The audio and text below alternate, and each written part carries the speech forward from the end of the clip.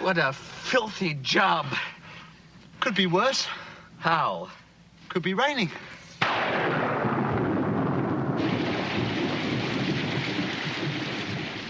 Do you ever have one of those times in your life when you think, things can't get any worse? Maybe the dog died and a parent's ill and you lost your job and then your car breaks down or something else. It's just the tip of the iceberg. And when I've worked with clients who've had those moments, and of course I've had my moments like that too, we all have, but they usually call it like the holiday from hell or the vacation or the family visit from hell or the family camping trip from hell. So think about those times in your life. How do you deal with things when you just feel totally overwhelmed? You can't even get a toehold into where to begin to solve a problem. And that's a problem that we all face. How do you break things up so that you can kind of get on top of things again? Figure out, come up with a strategy, an action plan in order to dig yourself out of that ditch. I'm Dr. Ellen Kenner. You can give me a call. My number's toll-free, 1-877-Dr. Kenner. You can ask me any question that you would ask a counselor or a therapist. It's free advice. Again, my number's toll-free, 1-877-DRKENNER. Right now, I'm going to turn to our after hours line, and we have an interesting phone call from a woman who's a caretaker and of an aging parent, and all would be well except for her siblings. Do you have sibling issues in your life or caretaker issues? Stay tuned. What do you do if you're taking care of a ill parent and you have family members that you're supposed to be left in charge of medical and different things for your parent, and you have this other siblings that are trying to push their way in and do it their way and just be, bullying you out of what you're supposed to be doing. Just wondering, how do you go about handling the over-aggressive sibling? Thank you. Okay, my guess is that you've had these same over-aggressive siblings your whole life. Well, let's pretend it's a brother and a sister. And my guess is you've grown up with them and you already have developed strategies of dealing with them. And they may not be the best strategies for you. It may be that you give in. So if they say, well, this is the way we're doing it, and I'm telling you, Mom's going into assisted living, or Mom's got to stay with you. I can't. I live in California. You live in Wisconsin, and Mom's in Wisconsin. There's no way I could take her in. I have a full-time job. So you need to take care of her. This is the way we'll work it. Now, just because a sibling comes on like a steamroller with moral certainty, with a strong voice, with self-assurance, doesn't mean that they have to call the shots. In fact, you can name that very issue. You can say, Mom put me in legal charge of her affairs, and I've decided that Mom is going to, and then you fill in the blank. Hopefully you'll pick the best, most rational decision for yourself and for people involved. Mom is going into assisted living. I can't afford to keep her in the house emotionally. I've got the 3 kids underfoot, and it's just too much for me to take care of. As much as you would like this, we're going to use some of her money to put her into assisted living, even if it eats up all of her money. And the siblings say, no, you can't do that, And they may not be able to say, we want our inheritance, but that may be the undertone that's going on. And you may say, well, you're welcome. Another alternative I'll throw out there is that you can take care of Mom if you want. Oh, well, we couldn't possibly do that. But, Mom really wants you to take care of her. We told her she would never be put into a home, and now you're putting her into assisted living. And you need to be able to hold your own. We have a case of a friend of ours who has an elderly parent, and she promised the parent, it's a mother, that she would never put her into a nursing home. And of course she nursed her in-laws at her own home when they were dying.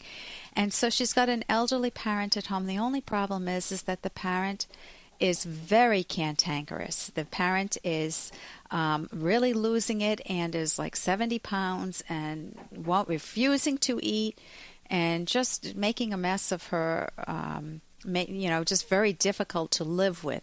And so my friend decided that, she looked into assisted living, and of course she may need a nursing home soon, but she made the decision that she would stay home with her parents, but that her siblings who have given her zero help, her siblings would have to pay her for her lost income if she stays home.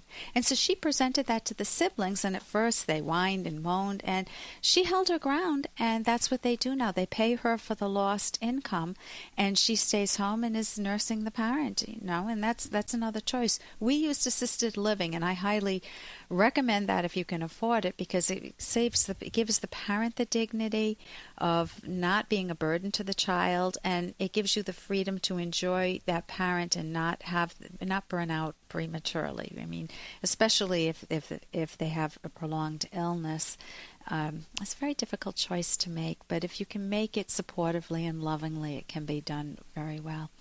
So I hope that helps. Just to sum up, what you need to do with your siblings is that you don't want to assume unearned guilt. What is the very best decision for a parent? That's hard to make. You want to learn assertiveness skills. I role-played one, but you want to be able to speak up for yourself assertively. You want to name their method. If they're bullying you, if they're strong-arming you, you can say, I hear you yelling on the phone. Why don't you call me back when you feel a little more settled and can present your situation better? Or this is the decision I've made, and I've been given the legal authority to do so. I hope we can talk about this. You don't want to alienate your siblings unnecessarily. Let's sit down and talk about this. If they are totally unreasonable, you can use your legal arm. I am in charge here, and I wish we could be on the same page. I understand that we're not, and I'm going to move forward and go by my best judgment, which is what Mom wanted. It could be all the sibling issues are kicking up. There's a lot of jealousy around the fact that Mom chose you, possibly, or maybe there's guilt. Maybe they feel they're not doing enough or didn't earn Mom's trust, so they want to rush in at the last minute when she's failing. And you also might want to look at yourself. There may be some self-doubts that make you capitulate to your siblings and just give in. There may have been some significant events in your past. I would get some counseling for yourself to help you learn the assertiveness skills, because you'll have them for life. You'll have them to be able to deal with your siblings even after, say, your mom passes away. So hope that helps you out, your mom or your father. I'm Dr. Ellen Kenner, and you're listening to The Rational Basis of Happiness. And you can pick up the phone and call me anytime with any question you have that you would ask a counselor or a therapist. That means problems with a boss, problems with a coworker, problems with your siblings, problems with yourself. You just feel depressed or real anxious, or you're agoraphobic, you can't go out, you may have a germ phobia. We may talk about that coming up. Again, I'm Dr. Ellen Kenner on The Rational Basis of Happiness, and coming up we have a darling little boy who's got a germ phobia. I'm afraid to touch things. And we also have Peter Schwartz, a journalist, who's an expert on selfishness, and you're going to be very surprised, because selfishness doesn't mean being a brute, being a rotten person. Selfishness is something that's good for you. It's self-valuing, self-esteem. So if anyone's ever called you selfish at a time when you felt like you did nothing wrong, that could be precisely the case. You did nothing wrong. So stay tuned to listen to journalist Peter Schwartz also. I'm Dr. Ellen Kenner on The Rational Basis of Happiness. No matter where you live, a wind-up radio should be part of your home emergency kit. It just makes sense to own a Free Play Plus. Order your Free Play Plus online at ccradio.com. That's ccradio.com. Or give CCRAN a call at 800-522-8863. Here's an excerpt from The Selfish Path to Romance, the Serious Romance Guidebook by clinical psychologist Dr. Ellen Kenner and co-author Dr. Edwin Locke. Playfulness enhances sexual enjoyment. Playfulness may involve good-natured teaching and mutually enjoyable games, tickling with feathers, blindfolding, strip poker. But do not make sex itself into something foolish or unserious. Do not undermine your joy with mockery or with a snicker. Sex is joyful and playful, but also serious in the sense that it reflects an intense and intimate form of valuing your partner. It should not be trivialized by either of you. However, what if you have a genuine complaint about something that turns you off sexually? How would you approach it positively? Try making a polite suggestion. You can download Chapter 1 for free by going to drkenner.com. And you can buy The Selfish Path to Romance at Amazon.com.